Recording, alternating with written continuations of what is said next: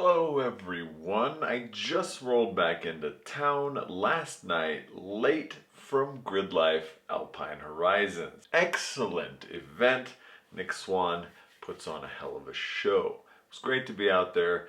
The Z was a little under horsepowered, but I made it happen. I even made my hood go up. Anyway, last episode was a simple one. I went over one event from Pro-Am. That would be round 2 of Just Drift's Top Drift at the Horse Thief Mile. And what an event it was. I learned a lot about driving that track, about driving with other Pro-Am drivers, and thanks to Mike Bolanos, I got some epic advice that really helped me cement my place into the top 16. Upon getting into top 16, however, I was promptly knocked out by John Jimison. This episode, I'll be going over upsetting the Ziptide Collective on 2 fronts. I will create and slap on my first ever livery. Also, for the first time, I'll head out solo mission style to Vegas Drift as well as Top Drift round 3. So again, if you like these videos, please like, share, and subscribe. So this is the Scotch and a beer section. I'm going to be slugging down just my last little bit of the Glen Livet 18. Yeah, I'll save a little bit for later. Tiny bit for later. Again, the Glen 12 being the one that got me into Scotches in the first place. The Glen 18 is a more refined, smoother version of the 12 and the 15. It is also quite a bit more expensive. My brother actually got this one for my birthday, so thanks broski for making that happen. This bottle I've had for like 3 years now. So technically it's a 21, even though it doesn't age when it's in glass. But anyway, for the color, this one has golden autumnal hues. For the nose, it's fragrant, elegant, complex, with a sweet oakiness and rich sweet fruit aromas and toffee notes. For the palate, it's a smooth and wonderfully balanced burst of spices and bitter oranges, drying out on oaky notes. For the finish, it's long and lingering, hints of oak and spice. This is a completely different Scotch than the 12 year. So if you do ever get a chance to have some Glen 18, it is on a completely different level than the 12 or the 15. Both of them are really good, but the 18 is one of the smoothest Scotches that I have ever put in my mouth. Now, this isn't technically a beer, per se. It is a sparkling alcohol spritz. Now, one thing I've noticed whilst traveling this country doing drift events is that each region has its own drink of choice. Be that a Yingling on the East Coast, be that White Claws from Florida, which is where it originated and now is spreading everywhere else. And it turns out in Colorado, the joke drink of choice is the Palm Breeze, which they pronounce Palm Breezy. This particular flavor is going to be strawberry pineapple. And I said strawberry like strawberry for no reason whatsoever. It says it's unexpectedly refreshing and light. We'll give her a try. Well, shout out to the Yankee Zoko boys for having me out there and giving me some Palm Breezes. It's super sweet, as expected, but it's not bad. I can dig that. That's not bad. Okay, moving right along. So as soon as I got home, of course, I didn't have many people to talk about the event with there. Like I said, it was a little bit awkward at the end of the round. I got on the internet, I made a post on Ziptide about the results of the weekend. And on a positive note to all of this, Larry Chen had decided to use me as the cover of his driftphotos.com website for this event. So I was super stoked on that. Epic shot, Larry. You're the man. Again, back to Ziptide. I post up the pictures of the event, and some people are like, cool man, good job. And other people are like, God, I can't stand looking at your car because it has holes cut in the bumper. God, I can't stand looking at your car because it has black wheels. Now, I cut the holes in the bumper to enhance airflow. We were having problems with overheating because it was an RB. So we cut some holes in the bumper. It was the fastest thing that we could do in the short amount of time we had to get it done. And you know, I didn't like having the internet pissed off at me, especially Zip Tide, because I respected all these guys and they were the cool kids, you know, and I just wanted to fit in. So immediately cut a rectangle into the bumper, which did increase airflow. So thanks Zip Tide for being hard on me for that one. Now as for the black wheels, we had meant to paint them neon yellow, but my paint didn't come in yet, so we did have to go to Top Drift without it, and Matt Petty posted up his rule book from 2011. Now I agree with this completely. I think the black wheels are a cop-out, but at this point I didn't have a choice and time was of the essence. Save the black wheels for off-roading and bro-dozers. So in short order, we got the paint in, we mixed it in properly immediately and painted my wheels. Kind of came out a pastel neon yellow, not quite what I wanted, but still 1,000 times better than the black that was on there before. E for effort, right? I also sat down on the old Photoshop and designed myself my first livery. And I say livery liberally. Liberally. I'd also like to preface that it is now 7 a.m. I'm waiting for a big shipment of GK Tech to come in, and I kind of feel like an alcoholic for drinking this early, but I needed to get this video out and done today. Whew. Struggle bus is real. So I used Guthrie Racing as the main logo of this livery, and I wanted reflective vinyl for some reason and designed it around that. It wasn't super JDM, but it was mine. I created it and I loved it all the same. It had little neon yellow stars all around the background of the Guthrie Racing logo that I had designed with the weird smiley face thing, and I was stoked. You know, just kind of broke up a big block of white cheese that was driving down the road. So they got it printed out, we put it on, we put the yellow wheels on, and it was looking a little more like a race car and less like a car with black wheels and holes in the bumper. Plus, we all know that adding stickers adds horsepower, so I was probably sitting at around 800 at this point. No big deal. 2 Scotch and a Beers ago, I went over my whole 2011 season without mentioning Pro-Am. Both of those are running at the same time. So all of the stuff that was going on then is going on now. I run an event, I do some practice laps in the fresh looking car, trying to make sure to get it dialed for Vegas Drift. Now again, Will Fox came out and shot these epic shots of some action with the new livery and or wheels, and then caught me at the very tail end, getting high-centered. Funny part is, there's an actual video of this happening. And the video title is called Me Drifting and Dan High-Centering. Touche, man. Touche.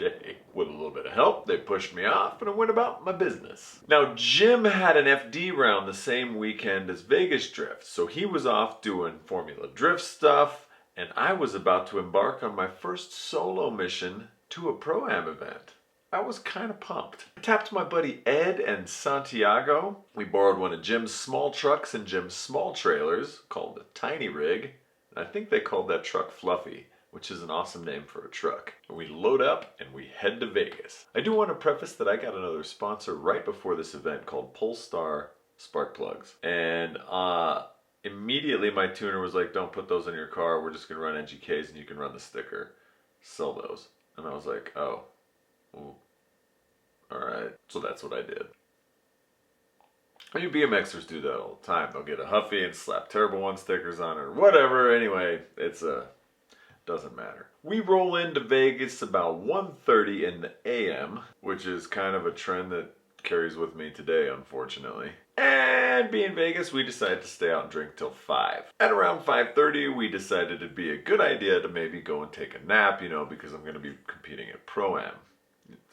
Small things, you know. Luckily, the event didn't start until later that afternoon, so we awoke at the crack of 11, headed out to a gas station to pick up some 100 octane, thanks Vegas, and we headed out to Las Vegas Motor Speedway. We set up the pit, and we jumped right into the driver's meeting with my old buddy, Nick Dizon. He explains the course, he explains the rules, he explains what the judges want to see. He says this is a very open course, so it's very, very important that you stick to where we tell you to go, because it's in a huge parking lot, and it's a very long course this time. So It's open for interpretation, you might say. Now, I sit back and in my typical fashion, and again, this is the way that I like to do things, is I like to watch guys drive the course before I jump out there. I'm not one of those dudes that just likes to jump out and freaking do it. I know those guys do that, and I really respect that. That's just not how I operate.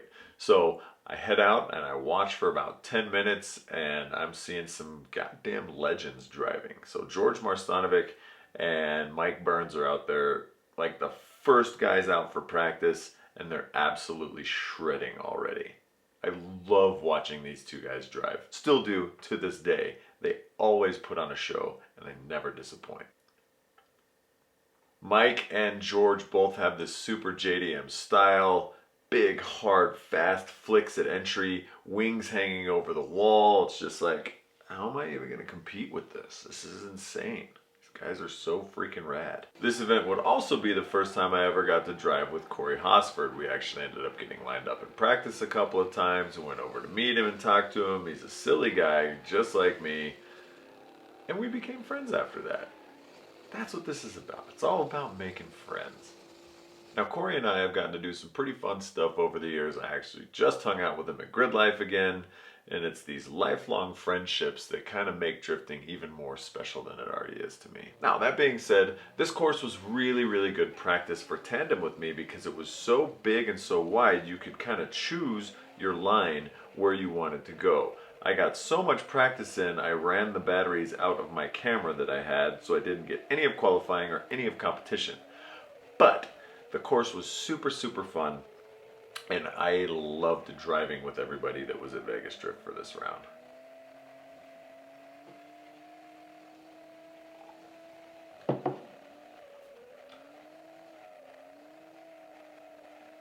Qualifying came up and I threw down two pretty mediocre runs.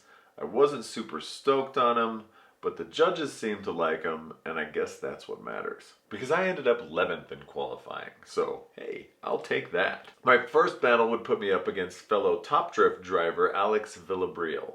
And I'm sorry if I ruined your name, but I know Alex is correct, so we're just gonna go with Alex from here on out. Now, Alex was qualified ahead of me, so he led first.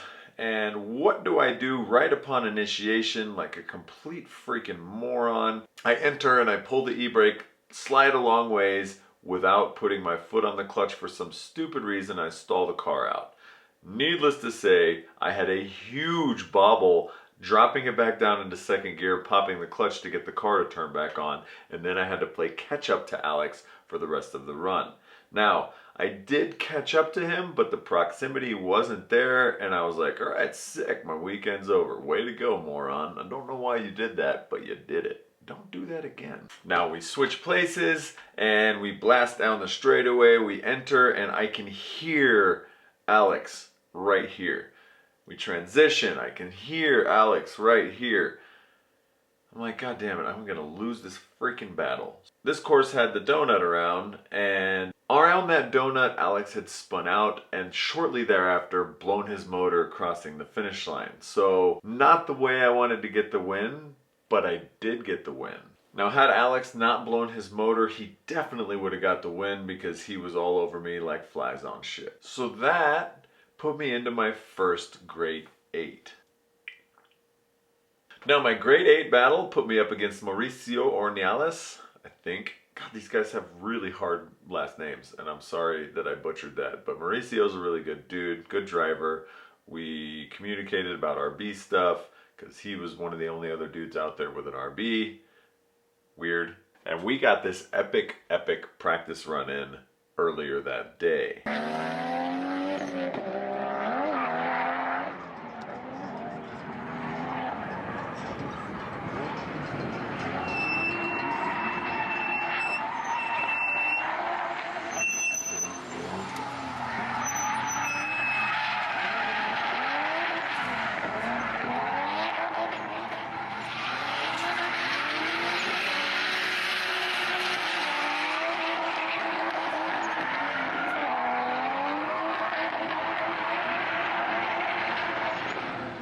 Which Kyle Pope took this epic picture of from this very same run. Kyle Pope, good dude, also media guy, love him to death. So Mauricio led first. I struggled to keep up with him because his RB was making like 500 horsepower and I was like 300. So there was a big difference there, and he literally gapped like 5 cars on me on entry. I did my best to shortcut the course to catch up to him, but to no avail. On my lead run, everything was going great. I had done everything like it should be. I was hitting the clipping points, I was hitting the zones, until the donut part. And for some reason, I don't know why, I was just excited, I was in it, but I swung super wide on the exit of that, and Mauricio took the correct line and just straight up passed me and went on to cinch the victory. So after that, I obviously got the loss, and I retired to the stands to watch the rest of the shredders complete top 8. Now he'd go on to get 3rd place, so I can't even be mad about being taken out. I was still stoked to have made top 8 in the first place. Mike Burns would go on to win this event, and watching those guys all drive down to the top 4 was freaking awesome. So that was Vegas Drift Round 2 in a nutshell. It's now August 6th, 2011. It's now August 6th, 2011. Time out. Getting a full container of GK Tech, so I had to rent a forklift, and it just got here. P.S. If you've never driven a forklift before, it's freaking awesome. It's now August 6th, 2011, and Jim is doing FD things again.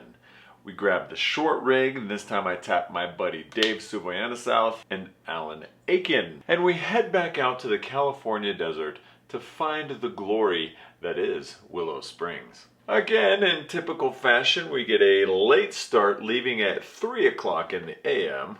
We hit Kingman for some breakfast double-doubles at In-N-Out, and we G on out for the CA. Now after being sleep deprived and all hopped up on double-doubles, I completely forgot to get diesel. We're 85 miles from Barstow. My distance to empty reader is saying 58.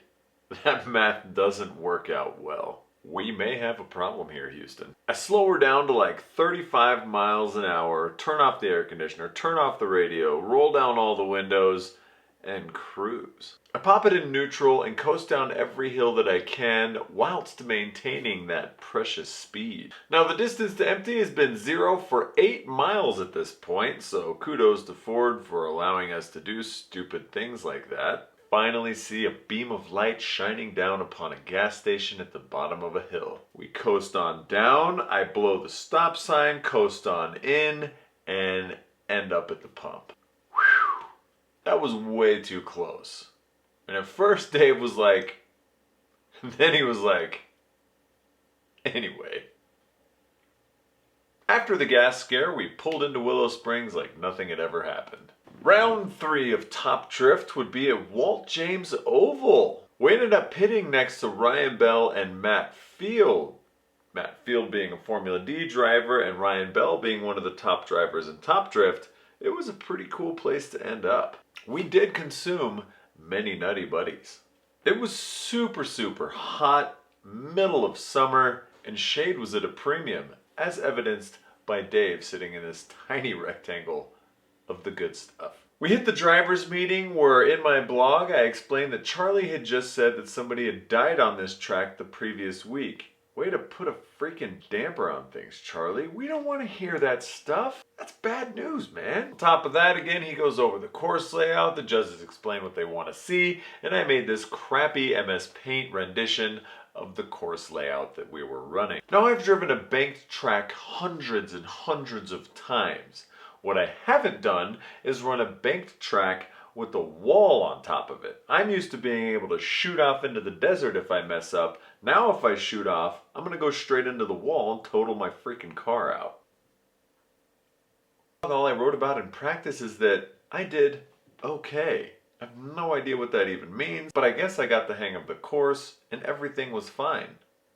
I don't actually know. Qualifying rocks up and it's go time. I've sufficiently suppressed my nerves enough and I head out for my first qualifying lap. I put down a super conservative run just to get a number in the books. It's so important to just have a score. Suck your first round and then let it all hang out the rest of them. That's how you should do it. You want to be on the books just in case everybody else messes up for some reason. You'll at least get in the show. Going back to Mike Bolanos' advice at Horse Thief, where he said start from the back and work your way forward, I could not get this course all together. I could do one outer zone and the inner clip, or the other outer zone and the inner clip, but for some reason every time I would do it I would be off on one of those three things. And since it was only being judged on really 3 spots, that was a really tough thing to miss when you're missing a big chunk of the course. My second run was a small improvement over the first run, but not by much. But it was an improvement nonetheless. My third run, I actually linked together the 2 outer zones. So I rode the wall, I entered, and I rode the wall. Where I failed and missed a huge chunk of points was the inner. Because I was so outside and I didn't know what to do, I came and I swung super wide around the outside clip and completely missed it by like 10 feet. I must have done something right because I qualified 8th place, my guys. Single digits just make me happy. Huge wave of relief comes over me when my name got announced, because I was out here without Jim, without the big rig, without the crazy support crew. It was literally just me and a couple of buddies doing Pro-Am like everybody else, and it felt really good. Now, being like this and being in the pits with just a regular truck and trailer, I was able to kind of mingle and be involved with everybody. I met a lot more people this round, and it was so much more fun. My first battle was up against Carlos Cano in his 8.6. Carlos is a fantastic driver and still a good friend of mine. We've chatted. I was supposed to go out to meet him in Mexico to do some events, and it fell through. But anyway, Carlos is a rad dude and a great driver. So we pair up and Carlos leads first. I'm lacking in proximity to Carlos on my first run. Both of our runs were pretty mediocre, but I ended up making more mistakes than Carlos did, especially in that back kick around when we came around the outer clip. I straightened out on my follow run and he didn't, giving him the win and moving him into the Great 8. So congrats to Carlos for kicking my ass. Now, I love driving with guys that are of a higher caliber than I am. It really pushes me to go beyond my comfort zone. You learn different lines, you learn different things. So any chance that you have to drive against dudes that are way better than you, always do so. Of course, make sure it's okay to drive with them in the first place, but try to do that as often as you can. It's really, once you get good at drifting, it's the only way to get better at drifting. And on a random side note, I decided to post in my blog that Tyler Wolfson hadn't broken anything at this event, because apparently he had my shit luck long before I did, and he made it through this round. So here's a picture of his FD. Now, Tyler and I have become pretty good friends. In Formula Drift, we would kind of be the weird underdogs that hung out together and went to crappy strip clubs, and that was a whole different adventure altogether. But cheers, Tyler. Even though you don't drink, I miss you, and here's one to you. I retired to the stands again and watched the rest of top 16. It was nighttime, there was smoke, there was noise, it's in a small area, it was super fun to watch. Now, Steffan Moy had come all the way over from Norway. He was part of Frederick Osbo's crew at one point. Now, he was driving Frederick's old Supra, Chucky, in Pro-Am. And it was amazing to see how much more smoke a Formula D car made than all of us peasants. Anyway, he worked his way all the way down, and I think he either got first or second place. I didn't put that in the vlog for some reason, but it was super exciting to watch them go. Both drivers actually spun out across the finish line on this one, and it was so rad to watch. Really awesome. I think it might have been Ryan Bell who was battling with him. Super good battles. Really awesome. Anyway, after that event, we went to a nearby casino, we had dinner, and literally got the worst service that I've had in my entire life. I left my first 2-cent tip at this casino. And I think Matt Phil can attest to this, but it was really bad. And that is where I'm gonna end this video. A, I have to go unload an entire truck full of GK Tech via the forklift that just got here. And B, I don't have anything else to talk about in particular for this video. So again, thank you guys so very much for watching. I hope you enjoyed. The next episode's going to be the last couple of events of my Pro-Am, and I may or may not explain how I got to be Officer Dan. I think I'm going to make that a video all unto itself. So stay tuned for those antics. That is a good story. And I'll catch you guys on the flip side. Officer Dan, out.